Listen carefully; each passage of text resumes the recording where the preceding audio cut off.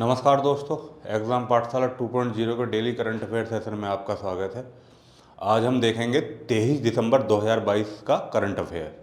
चलिए देखते हैं क्या है आज के करंट अफेयर में। हमारा पहला सवाल है, वित्त मंत्रालय के नवीनतम आंकड़ों के अनुसार 2022-23 की पहली छमाही में भारत की सकल घरेलू उत्पाद वृद्धि कितनी है? ए ऑप्शन है 7.7%, ऑप्शन बी है आपका 8.7%, ऑप्शन सी है 9.7%, ऑप्शन डी है 10.7%। तो अभी वित्त मंत्रालय ने क्या करा है, अपना मध्य वर्ष के व्यय और राजस्व विवरण घोषित करा। मध्य वर्ष का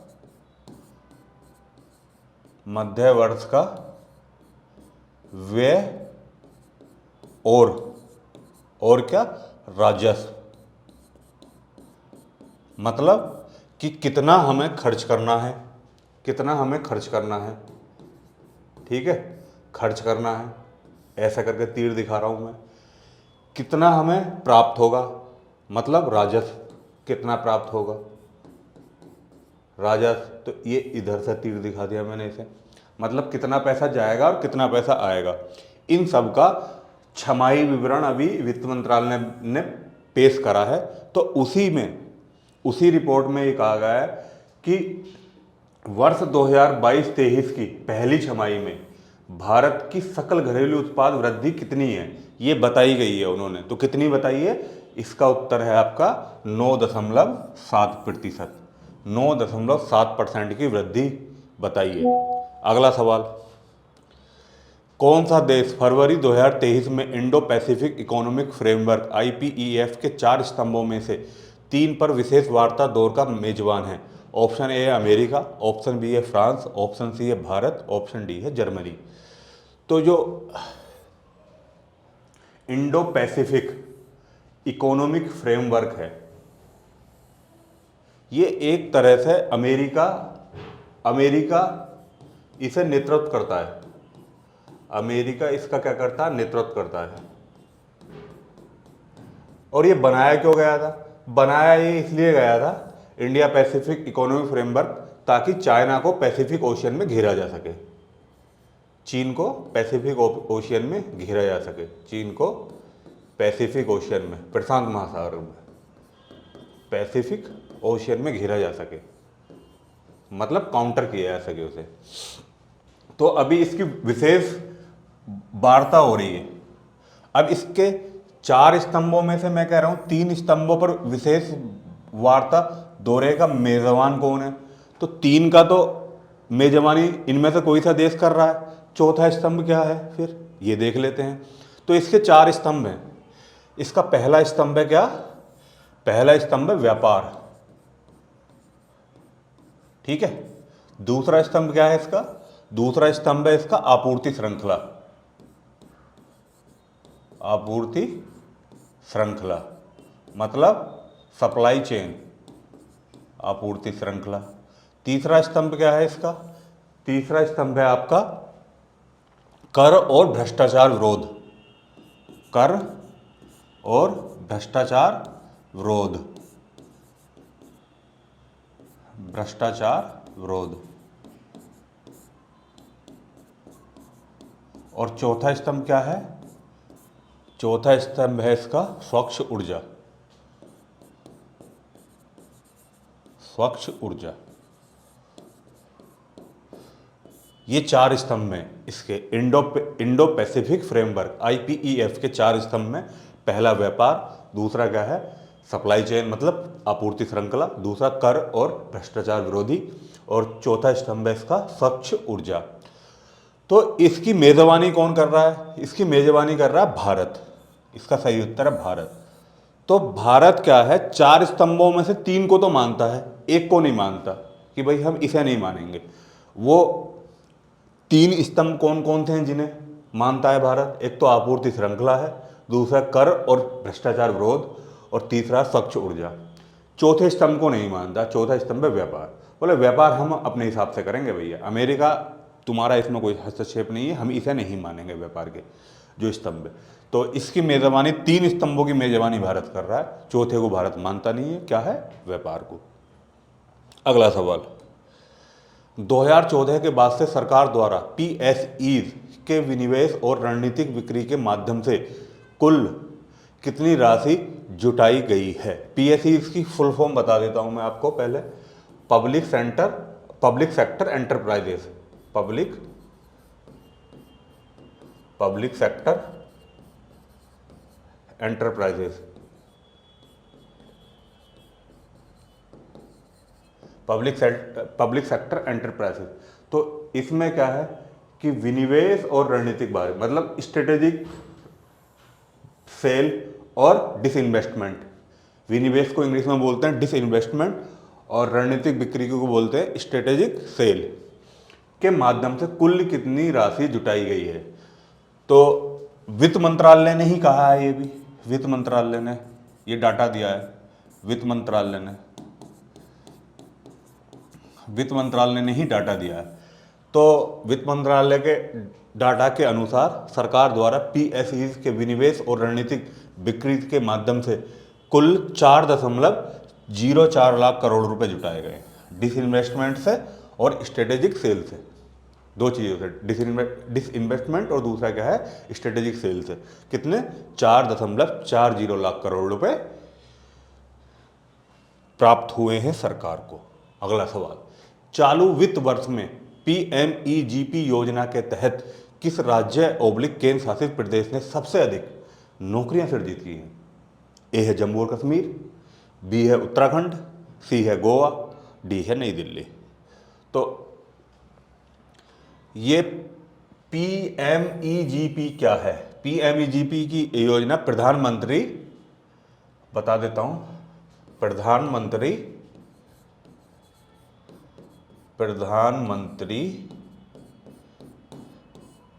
रोजगार सृजन कार्यक्रम, ये इसकी फुल फॉर्म है, प्रधानमंत्री रोजगार सृजन कार्यक्रम। ठीक है, इंग्लिश में क्या है? Prime minister employment generation programme, ये इसकी इंग्लिश में फुल फॉर्म है। पीएमईजीपी योजना के तहत किस राज्य केंद्र शासित प्रदेश ने सबसे अधिक नौकरियां सृजित की हैं? तो सबसे अधिक जो नौकरियां सृजित करी हैं वो करी हैं जम्मू और कश्मीर ने इस योजना के तहत। तो इसका सही उत्तर क्या है? जम्मू और कश्मीर। इसमें एक चीज़ और कही गई है, ये जो योजना है ना, ये योजना किसकी है? ये है एमएसएमई मंत्रालय की ये योजना है। कौन सी योजना? पीएमईजीपी, प्रधानमंत्री रोजगार सृजन कार्यक्रम, ये एमएसएमई मंत्रालय की योजना है। इसका जो क्रियान्वयन करती है वो कौन करता है? क्रियान्वयन करता है खादी ग्रामोद्योग आयोग। खादी ग्रामोद्योग आयोग इसका क्या करता है? क्रियान्वयन आयोग इसका क्रियान्वयन करता है। तो इसका सही उत्तर क्या है? जम्मू एंड कश्मीर। अगला सवाल, किस संस्था ने 2022 इन 9 चार्ट रिपोर्ट जारी की है? ऑप्शन ए है WEF, ऑप्शन बी है IMF, ऑप्शन सी है विश्व बैंक, ऑप्शन डी है ADB। तो ये जो रिपोर्ट है ये बहुत इंपॉर्टेंट है, 2022 इन 9 चार्ट्स। इसमें बहुत चौंकाने वाले खुलासे हुए हैं। इस रिपोर्ट में ये कहा गया है कि दुनिया में 1970 के बाद 2022 में सबसे बड़ी मंदी है। सबसे बड़ी मंदी होने वाली है भैया 1970 के बाद से दुनिया में, 2022 में 1970 के बाद से इस रिपोर्ट में कहा गया है। और रिपोर्ट भी किसी टुच्चे मुच्चे संस्थान की नहीं है भैया, रिपोर्ट भी सारे संस्थान बढ़िया हैं, वर्ल्ड इकोनॉमिक फोरम, IMF इनमें से एक की है, बहुत अच्छे अच्छे संस्थान हैं। तो 1970 के बाद 2022 सबसे बड़ी मंदी का वर्ष हो सकता है, ये कहा गया है। और क्या कहा गया है? और इसमें कहा गया है कि 2022 में कितने 685 मिलियन लोग 685 मिलियन लोग, सोच रहे हो भाई, डरावना आंकड़ा है। 685 मिलियन लोग क्या होंगे, अत्यधिक गरीबी का शिकार होंगे। गरीबी में भी इन्होंने अत्यधिक गरीबी लगा दिया, अत्यधिक गरीबी, अत्यधिक गरीबी का शिकार होंगे। तो 2022 काट लो जैसा काट सकते हो। और ये रिपोर्ट किसकी है, ये रिपोर्ट है विश्व बैंक की, टुच्चा मुच्चा संस्थान नहीं है वर्ल्ड बैंक, पहले ही कह दिया था मैंने, वर्ल्ड बैंक की रिपोर्ट है ये। अगला सवाल, 08XASWC प्रोजेक्ट का पहला जहाज, ये वर्ड याद रख लेना भाई, यूपीएससी सीधा पूछ लेता है ऐसे। हाल ही में चर्चा में रहा 08XASWC प्रोजेक्ट क्या है का पहला जहाज अरनाला किस संस्था ने बनाया है। ऑप्शन ए है DRDO, ऑप्शन बी है BHEL, ऑप्शन सी है GRSE, ऑप्शन डी है HAL। तो अभी ये इस प्रोजेक्ट का पहला जहाज अरनाला कहाँ कमीशन होगा, ये लॉन्च करा गया है कहाँ पे, कट्टुपल्ली चेन्नई में, कट्टुपल्ली चेन्नई में लॉन्च करा गया ये अरनाला, कट्टुपल्ली चेन्नई में लॉन्च करा गया है। और बनाया किसने है, ये बनाया है GRSE, इसका सही उत्तर है GRSE। इसकी फुल फॉर्म क्या है, garden rich ship builders and engineers. क्या है, गार्डन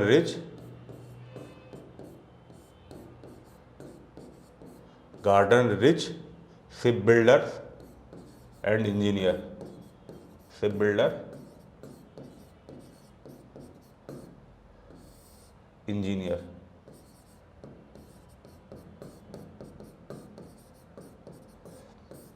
ये इसकी फुल फॉर्म है, तो इसका सही उत्तर है GRSE, जहाज है। अगला सवाल, डिजिटल इंडिया अवार्ड 2022 में उनकी पहल डाटा स्मार्ट सिटी के लिए किस योजना ने प्लेटिनियम आइकन जीता है। ऑप्शन ए स्वच्छ भारत अभियान, ऑप्शन बी है UIDAI, ऑप्शन सी है smart cities mission, option D है प्रधानमंत्री जन धन योजना। तो उनकी पहल डाटा स्मार्ट सिटी, इनमें से किसी योजना की पहल है डाटा स्मार्ट सिटी के लिए, किस योजना ने प्लेटिनियम आइकन जीता है। तो किसने जीता है, इसका सही उत्तर है स्मार्ट सिटीज मिशन ने जीता है। सही उत्तर क्या है इसका, स्मार्ट सिटीज मिशन ने उनकी पहल डाटा स्मार्ट सिटी के लिए प्लेटिनियम आइकन जीता। स्मार्ट सिटीज मिशन की एक पहल है डाटा स्मार्ट सिटी, जिसने प्लेटिनियम आइकन अवार्ड जीता है। तो इसका सही उत्तर क्या है, स्मार्ट सिटी। अगला सवाल, गुलामी और दास व्यापार में देश की ऐतिहासिक भूमि के लिए माफ़ी मांगने वाले मार्क रूट किस देश के प्रधानमंत्री हैं। अभी मार्क रूट गए, मार्क रूट ने the Hague International Court of Justice, Mark Rutte ने हेग में अपने एक स्पीच में माफ़ी मांगी है क्या, कि गुलामी और दास व्यापार में देश की ऐतिहासिक भूमि के लिए, हमारी ऐतिहासिक भूमि का उपयोग करा गया है गुलामी और दासता के लिए। उन्होंने द हेग मतलब इंटरनेशनल कोर्ट ऑफ जस्टिस में स्पीच देते हुए सबसे अपनी स्पीच की शुरुआत ही इस चीज़ से करी कि मैं माफ़ी मांगता हूं कि हमारे देश की भूमि का उपयोग गुलामी और दासता के लिए किया गया है, क्योंकि अंग्रेज़ों ने ठीक ठाक गुलाम रखे हैं, दास रखे हैं, दास प्रथा। तो उन्होंने इस चीज़ की माफ़ी मांगी और वो मार्क रूट किस देश के प्रधानमंत्री हैं, वो हैं किसके प्रधानमंत्री हैं, नीदरलैंड के। सही उत्तर क्या है, नीदरलैंड। मार्क रूट ने द हेग में अपने स्पीच की ही शुरुआत इससे की कि मैं माफ़ी मांगता हूं कि मेरी देश की भूमि का उपयोग गुलामी और दासता के लिए किया गया। मार्क रूट ने माफ़ी मांगी है। अगला सवाल, किस राज्य ने अनाधिकृत विकास का नियमितीकरण विधेयक 2022 पारित किया है। Option A Karnataka, option B Telangana, option C Odisha, option D Gujarat. तो नियमितीकरण विधेयक 2022, ये इससे पहले इसका सही उत्तर है गुजरात। गुजरात 2001 में भी लेकर आ चुका है, 2011 में भी लेकर आ चुका है क्या, नियमितीकरण विधेयक। तो ये है क्या, ये विधेयक वो लोग हैं जो मतलब इलीगल तरीके से रहते हैं उनका लीगलाइजेशन कर देते हैं। उन उन झुग्गी वगैरह को उन्हें पक्के वो दे देंगे, मकान दे देंगे। इन सब चीज़ों का नियमितीकरण विधेयक 2022 अभी पारित करा किसने, गुजरात सरकार ने। अगला सवाल, हाल ही में खबरों में रहा इंटनकी राष्ट्रीय उद्यान किस राज्य ओब्लिक केंद्र शासित प्रदेश में स्थित है? Option A Assam, option B है सिक्किम, ऑप्शन सी है नागालैंड, ऑप्शन डी है पश्चिम बंगाल। तो ये इंटनकी राष्ट्रीय उद्यान खबरों में क्यों रहा? एशियाई विशालकाय कछुए, विशालकाय कछुओं को आज़ाद करा गया यहाँ से। विशालकाय कछुए, बड़े बड़े कछुए, उन्हें क्या कर दिया गया, फ्री छोड़ दिया गया, भाग जाओ भाई, आज़ाद करा गया। इसलिए इंटनकी राष्ट्रीय उद्यान चर्चा में रहा। और ये किस प्रदेश में है? और इनकी जो नस्ल का नाम था ना, नस्ल है इनकी कौन सी, कैद नस्ल।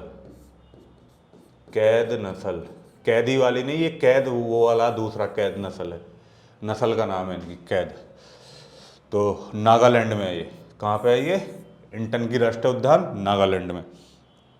अगला सवाल, किस राज्य ने ड्रिंक फ्रॉम टैप परियोजना शुरू की है? Option A Andhra Pradesh, option B है झारखंड, ऑप्शन सी है राजस्थान, ऑप्शन डी है ओडिशा। तो ड्रिंक फ्रॉम टैप मतलब सीधे टैप से, टैप मतलब टंकी से, टंकी के माध्यम से पेयजल, पेयजल आपूर्ति की ये एक परियोजना है जो किसने लॉन्च करी है? ये करी है उड़ीसा ने। इसका सही उत्तर क्या है? उड़ीसा। ड्रिंक फ्रॉम टैप परियोजना किसने करी है? उड़ीसा ने।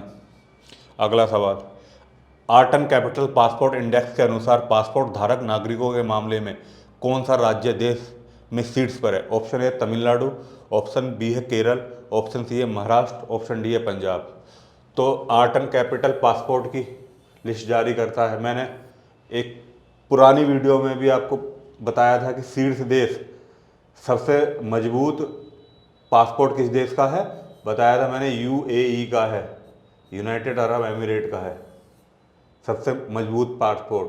और भारत की रैंक कितनी है? 84, 84th रैंक है। पाकिस्तान की कितनी है? 94। लास्ट किसका है? अफगानिस्तान का,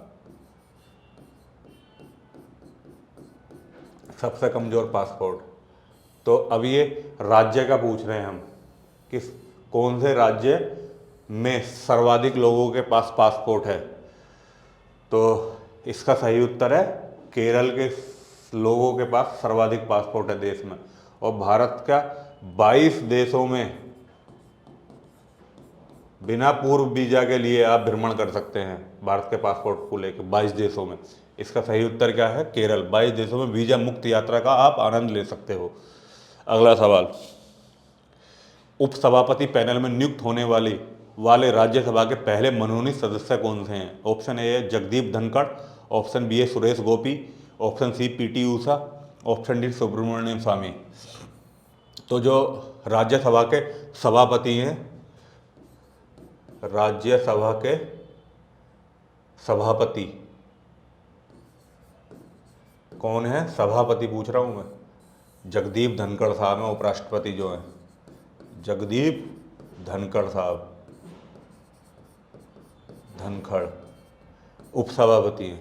इन्होंने क्या करा कि वाइस चेयरमैन पैनल में नियुक्ति करी है एक सदस्य की।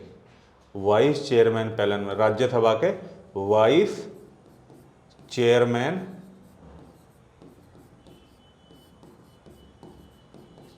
पैनल में नियुक्ति करी है। किनकी करी है? वो करी है पीटी ऊषा की। सही उत्तर क्या? पीटी ऊषा। ये तो कोई बड़ी बात नहीं है, नियुक्ति करी है। लेकिन मनोनीत होने वाली वाइस चेयरमैन के पैनल में कोई मनोनीत राज्यसभा सांसद, मनोनीत की बात कर रहा हूँ मैं, मनोनीत जो राष्ट्रपति मनोनीत करते हैं, कोई मनोनीत सदस्य, राज्यसभा का सदस्य वो वाइस चेयरमैन पैनल में शामिल होने वाला भारत के इतिहास में ये पहली बार हुआ है कि पीटी उषा को मनोनीत होने के बावजूद वाइस चेयरमैन पैनल में शामिल करा गया है। इम्पोर्टेंट ये है कि ये मनोनीत हैं, पीटी उषा जी मनोनीत राज्यसभा की मेंबर हैं, बट इन्हें वाइस चेयरमैन के पैनल में भी शामिल कर लिया गया। ये पहली बार हुआ है। अगला सवाल, हाल ही में भारतीय नौसेना को सौंपी गई 5वीं स्कॉर्पियन श्रेणी की पनडुब्बी का नाम क्या है? तो जो स्कॉर्पियन श्रेणी की पनडुब्बी है ना, ये प्रोजेक्ट 75 के तहत बनी है। P75 बोलते हैं इसे शॉर्ट में, प्रोजेक्ट 75 के तहत बनी है। और किसने बनाई है ये? मझगांव डाक शिपयार्ड ने बनाई है। मझगांव डाक शिपयार्ड ने बनाई है। मझगांव डाक शिपयार्ड ने बनाई है P75 श्रेणी की पनडुब्बी। तो इसकी आखिरी थी 5वीं, तो उसका नाम क्या है? वागीर है। वागीर है, ये पनडुब्बी है, ध्यान रखना। अगला सवाल, ग्रामीण विकास में उत्कृष्ट योगदान के लिए प्रथम रोहिणी नैयर पुरस्कार से किसे सम्मानित किया गया है? ए पी साईनाथ, बी जिंदरेज, सी सातरिकम संगतम, डी अमर्त्य सेन। तो ये एक एनजीओ चलाते हैं जिनका नाम है क्या? सातरिकम संगतम। इन्हें क्या करा गया है? ग्रामीण विकास में उत्कृष्ट योगदान के लिए प्रथम रोहिणी नैयर पुरस्कार से सम्मानित किया गया है। तो इसका सही उत्तर क्या है? सातरिकम संगतम। ये एक एनजीओ चलाते हैं और ग्रामीण क्षेत्रों में लोगों को मदद पहुंचाते हैं, उनकी सहायता करते हैं। तो उन्हें क्या करा गया? अभी ग्रामीण विकास में उत्कृष्ट योगदान के लिए प्रथम रोहिणी नैयर पुरस्कार से सम्मानित करा गया। आज की वीडियो में इतना ही, मिलते हैं नेक्स्ट वीडियो में। तब तक के लिए कोरोना की न्यूज़ आप सुन ही रहे हो क्या चल रही है आजकल। अपना ध्यान रखो, अपनों का ध्यान रखो, और जितना हो सके कि 2 गज की दूरी का पालन करो, मास्क पहनो, और बाकी तो ऊपर वाले पे छोड़ दो। तब तक के लिए धन्यवाद।